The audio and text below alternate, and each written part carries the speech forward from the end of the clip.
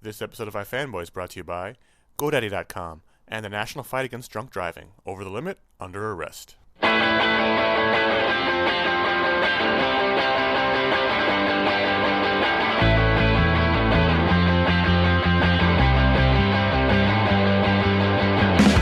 Good morning. We're here at the San Diego Comic-Con in Darwyn Cooke's hotel room. I'm Ron Richards, and this is another episode of iFanboy, and we're lucky enough for Darwyn to give us some time before the con gets crazy. I thought after the last one we did, we should probably try again. Yeah, and, that's fun. see if a good night's rest maybe would help the quality of the interview. So last year at San Diego, the big announcement was that you were going to be adapting Richard Stark's Parker graphic novel, and here we are a year later, and the book came out last week. That's right. And on time, on schedule, and it seems to be everybody's raving about it. Yeah, we got really lucky, and again, you know, I think it has a lot to do with Westlake, with Stark, and his fan base, and the fact that it's a brilliant fucking book. You know, what did I have to do in terms of writing? I didn't have to do a lot. You know, he gave me something brilliant. So what is your history with Westlake in the book? I mean, I assume you're a fan of it. It's kind of right in your kind of wheelhouse. Yeah, you know, like most guys my age, I think we came to the book through the movie Point Blank. You know, most guys my age are diehard Lee Marvin fans. So at some point when we were teenagers, we caught Point Blank on the Late Show or whatever, and it's a pretty fucking mind-blowing movie. Right. It was like the first American-French art film, and it's a crime drama with Lee Marvin. So it's tailor-made for guys like us. And once you've seen the movie, you're curious about the source material. And a couple years later, Stephen King wrote the novel The Dark Half, which was an homage to Stark as well. The idea being the writer has a...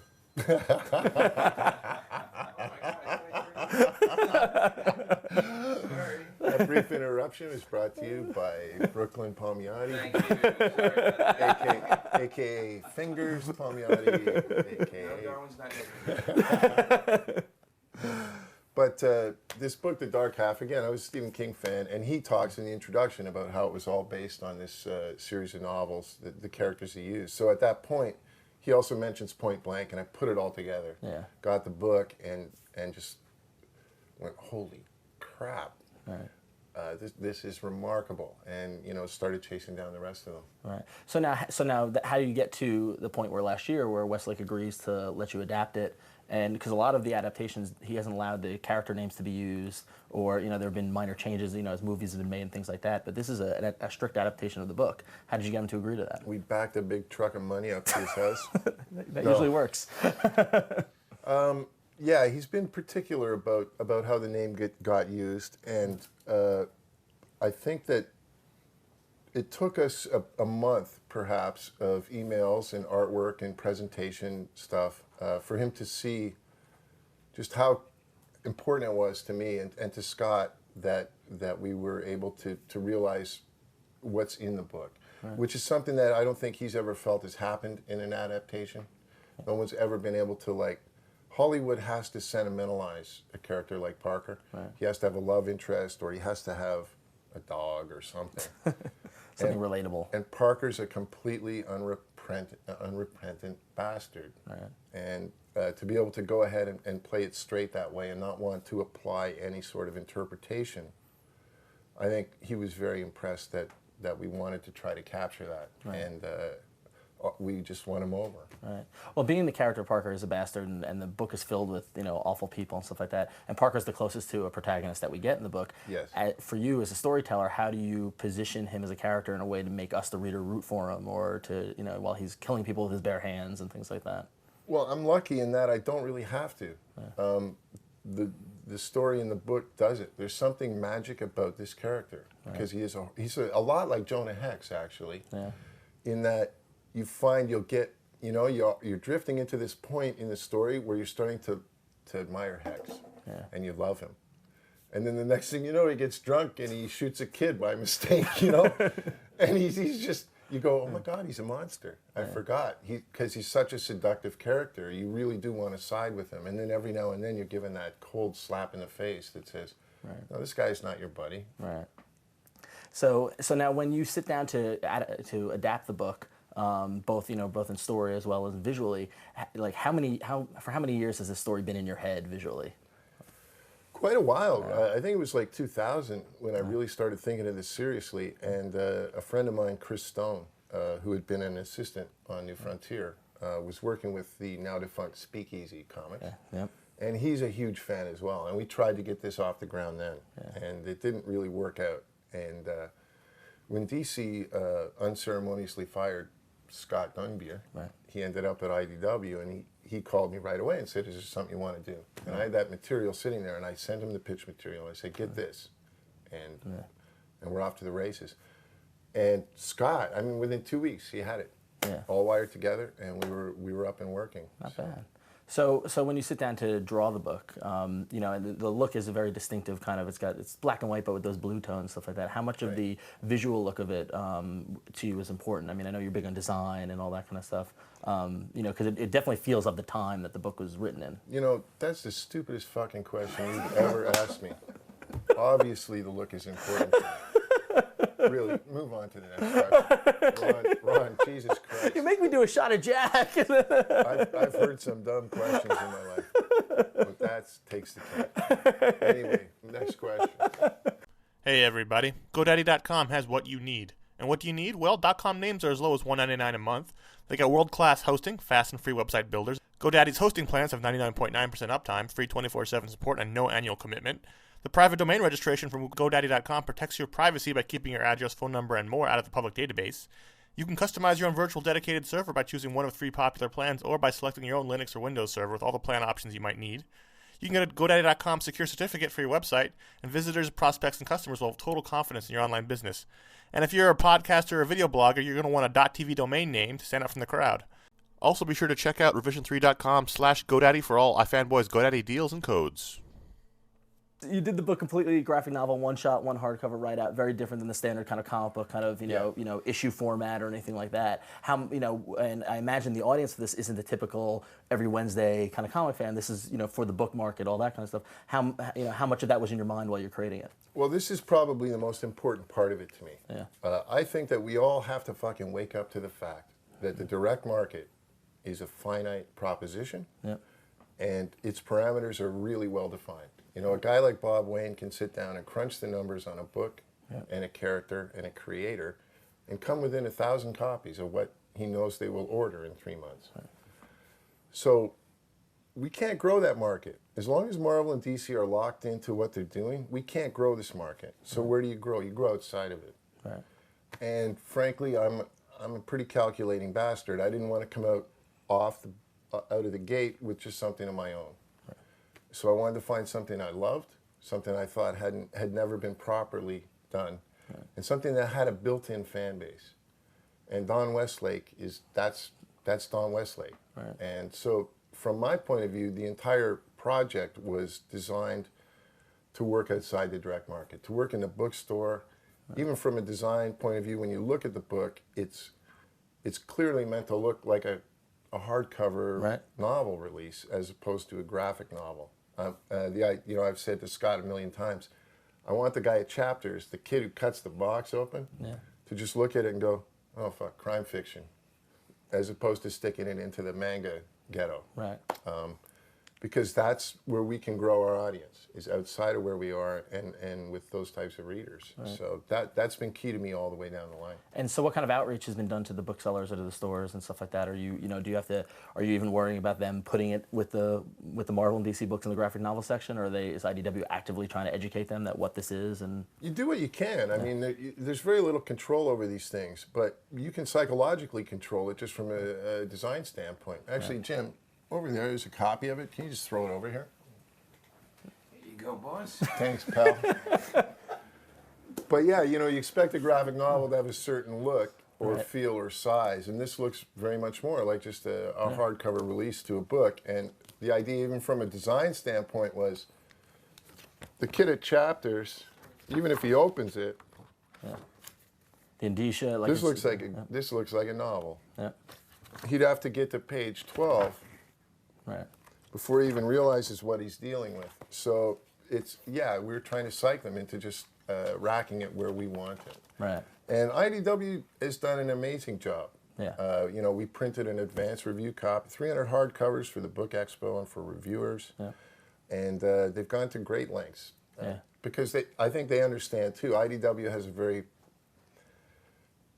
they have a much broader sense of the markets available to them, I think, as a smaller company. They're reaching out into areas that other publishers aren't. Right. So they see the merit of it. Right. And, you know. So so in terms of IDW as an independent publisher, and you know, you look at currently right now, I think they're the third publisher. They moved past Dark Horse and Image to be right behind Marvel and DC. Do you think that it's, you know, through efforts like that and through outside of the standard comic market? There's no question. Yeah. There's no question.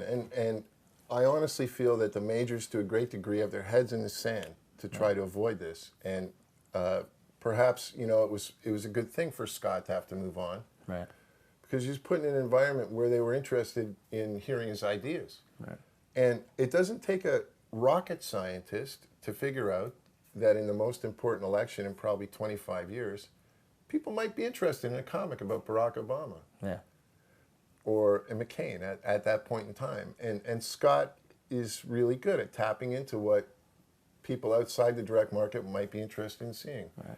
He wanted to collect Bloom County. And from what Scott's told me, Berkeley was he said, no one's going to want that. Right. I'm like, people don't even remember who I am. And Scott's put this project together, and I think they've sold like 70,000 copies of the first collection. And, you know, IDW is actively pursuing that type of work, and that's what excites me. Right. Because, you know, the superheroes are great. You know, they're great for Jeff Johns and Ethan. You know, it helps them pay for all the shit they buy, like comic stores and what have you. But, I mean, if we're going to live, if we're going to survive past that, you know, we have to move outside of it. Hey guys, it's Connor. Far too many people don't understand that alcohol, drugs, and driving do not mix. The message is simple. Drinking and driving, over the limit, under arrest. Don't put yourself or others in danger. Law enforcement officials will be out in force all over the country from August 21st through Labor Day weekend, cracking down on drunk drivers. Beyond putting your life at risk, you could easily cost yourself a bundle of time and money, jail time, the loss of a driver's license, higher insurance rates, dozens of other unanticipated expenses from attorney fees, other fines and court costs, car towing, repairs, lost time at work, the list goes on and on. The worst and the best part of drunk driving is that it's so easy to avoid. You can still go out and have fun, just plan ahead. If you're going to drink, designate a driver. Call a taxi, use mass transit, or find some other kind of sober ride program. Hell, when I go out in the town getting drunk with lots of beautiful ladies, I always make sure I have a cab ready, or I take the subway. I never get behind the wheel. You shouldn't either. So, personally, for you, for your career, do you see yourself in your future projects going purely this graphic novel route, or do you ever see a day where you're back on a monthly 22-issue comic, or? I don't see it, but that doesn't mean it won't happen. Right. He might phone me next week about something, and you never know. Right. And I'm just interested in doing stuff I want to do with people I want to do it with. Right. And you know, it takes a lot of work to get to a point where you can start thinking about your career that way, maybe. Right. But you know, right now that's kind of the way it is. You know, I'm doing some work for DC here and there, and I'm not adverse to the notion. But something strange did happen a couple of years ago. I used to do Batman comics for myself. Right. Now I don't. I'm doing them for an audience. Right. You know, and it's like when I'm sitting down to do it, I'm aware of the fact that I'm creating entertainment for an audience, right, as opposed to doing a Batman book for myself. Right. And it's far more invigorating for me to get into something like this because I'm back to doing it for myself. You know, to try to prove to myself that this will work and this is cool and that there's something there that people are going to respond to. Right. And that kind of ties in with the whole kind of creator-owned versus company work debate where, a creator is working on something that he believes in, it's that much more love in it, that much more, and those are the stuff that come out either on time or as close to schedule versus the delays and with the company work. Is that something that you wish more creators in the industry would kind of embrace? Or? No, I think there's a ton of them that are. Yeah. And again, I don't know what to say, guys. This is called iFanboy. Don't get mad at me, but we're so focused on this one tiny little thing, Yeah. But outside of it, there are hundreds and thousands of people out there creating, their own things and getting them out there in whatever way they can. Right. Something Jimmy preaches to me all the time. You should be doing your own stuff. You should be building your own equity and your own characters. And I think he's right. It's inspiring when you see other guys who could make an easy living.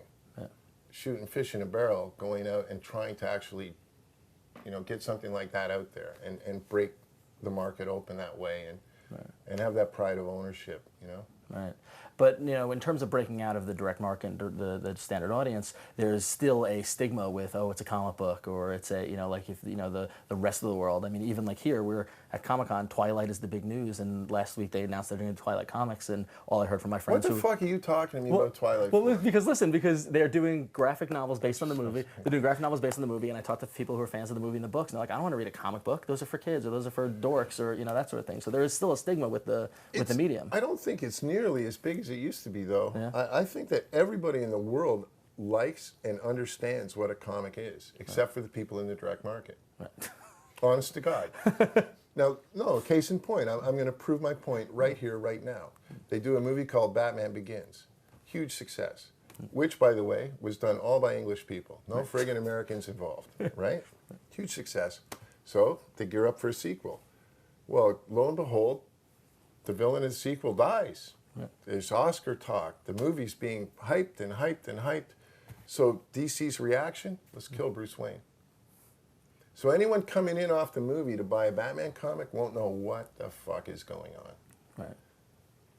That explains it all to me. Yeah. It's so trapped within itself. It doesn't even understand, Right. The world outside of it or what's there. Right. So being trapped inside of itself, do you think that it's inherently in trouble? Do you think that it will, how much longer can we continue like that if they don't break out? Well, I don't know. How long can they continue this way? It's remarkable, astonishing to me, and I'll ask you this question. How do you sell 1 million Spider-Man comics a month? I don't know. On fucking iTunes for $0.25 pop. Yeah. Why do these two companies have to be dragged into this technology? Right. The whole world's there already. Right. They're 10 years behind the curve, and they don't want to get in front of it. Right. Okay? So would you be in support of a digital version of Parker to be put out? It's already being done. Yeah? Oh, yeah. Parker's going to be available on iTunes in 5 pieces. Yeah. There'll be a free app download for the beginning, that first silent chapter. Yeah. And then the other 4 books will all be apps you can buy separately or buy as a bundle. Right. So you're not afraid of the digital comics revolution? Are you kidding me? We should all be there now. It should be our primary form of delivery. Yeah. Jimmy and I went up to the Kubert School last year to talk to the kids. And the first thing I said was, okay, look, abandon print. Get it out of your head. Okay? By the time you get out of school and by the time you get going, print isn't an issue. Right. Okay? There's a free way for you to put your work in front of the whole planet. Right. Don't chase that. Right. Okay? This is the future. This, as much as we love it, is going away. I remember when I went to art college, and there was still, the golden age of illustration was over. You still had, what's that? Pencil crayon motherfucker. Drew Stuzin was still doing it. But like illustration was dying, and we're going through college thinking that's what we were going to do with our lives, and we, I know a lot of us just didn't stop to think, yeah, realistically, it's going away, you know, and then you come out and there's no market for the thing you're trained to do. Right. So yeah, I think everybody should just be looking at the electronic medium, and print will be that'll be at the end of the process. You roll the product out electronically. You hit your mass market electronically, and then for those fans who really love it, there's a print edition put together. Well, I was gonna say, because a lot of why I enjoy your work is the design aesthetic and the graphic design, the layout, and all that kind of stuff. And digital doesn't afford that. I mean, it's kind of Actually, bare it bones. does. I just don't think anybody's stopped to really look at it yet. Yeah. Everyone's doing what they can to take what exists and format it into what's available. But when guys start designing expressly for that medium, and when they're constructing their work to engage that audience, I think you'll see a whole explosion of new design. That'll take it all, wherever it needs to go. So when you were doing Parker, is that something that you were thinking about? Like you got to, these panels are probably gonna get broken up. No, you just did it straight for the book. I figure my work runs on a grid. Yeah. So if they can't map it out from there, Right. I'd be more concerned of it if I worked like, say, Eduardo Rizzo or Dave Bullock, where the page is a fully integrated design that would be difficult to tear apart. Right. But my work all rolls this way. So they ran a few of the samples they put together for the Hunter stuff, and it looks great. Yeah. Cool. So what's next after the first Parker book? Actually, I'm working on it. It's issue 50 of Jonah Hex. Yeah. Yeah, with Jimmy and Justin. Cool. Getting back on the horse for that. And the horrible things they're making me draw. And I actually have a project of my own that is a creator-owned thing. One-shot book that I'm looking to, right now I'm sort of looking around at where I'm going to put it. Right. And we, fully intend to have the second book in this series out for the New York show in October 2010. Really? Yes. And have you started it, or? Have I? No, of course not. That's It's like a year and it's a year. Well, I mean, 15 that's months a away. lot of pages. It's a lot of material to fucking children. Look, just because Frank Quitely can't draw 10 pages a month, don't lay that on all of us. No, true. And I say that with all due respect. Vin's a genius. Yeah. But I mean, some of us can, my style is constructed so that I can story tell. I'm not there to impress you with how I drew the fingernail or the cunning fucking feathering on the cape. I'm there to tell the story, and I'm my whole style and everything is built to make sure that I'm not late. Right. I'm really proud of that. I've been doing this 10 years. I've never had a book ship late because I didn't deliver. Right. I've had books ship late, Right. but it's because Ethan Van Sciver can't get his shit together. Right. So they have to hold my book until his book comes out, type of thing. Right. There you go, Ethan. 2 words for you, buddy. Gorilla City. You know what I mean. All right, cool. Well, thank you, Darwyn. We appreciate the time as always. It's always a pleasure. Ron, always Awesome. a pleasure. Thanks, So, buddy. all right, but before we wrap up, we do have one thing for you. Sure. Gordon, do you want to unveil it? Oh, there's a little. You got a little prize for me here? Excuse me while I rip it out. Exactly. Like that. Don't be shy, Gordon. No, I'm not shy. I was just. Oh, shit, man. Look at that. Wow, that looks fantastic. He got KN Show that, tattooed onto his body. Hell yes. That was my fiance from about 14 years ago on a trip to Mexico. We were going out for dinner, and she was waiting for me outside, and I came out, and she was standing there, and I said, hang on. And I ran back in and grabbed a pen, and yeah. I So, like it. I love it. So we're wondering if you'd sign it, and then he's going to get your signature tattooed on him. oh, crazy. Wow. Okay. Yeah, right. Just along the shaft, actually. Just along the... Is this a strip of some sort?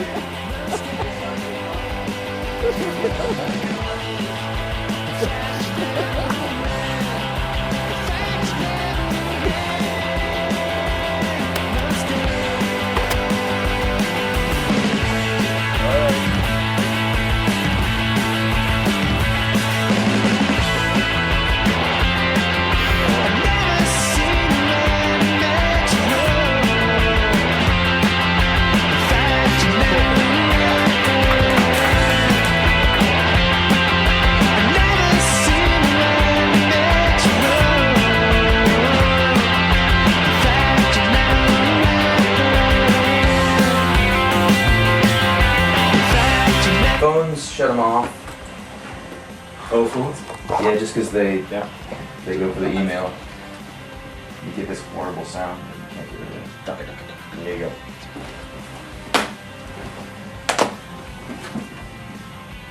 Okay. Now it feels like a criminal conspiracy. Yeah, you know.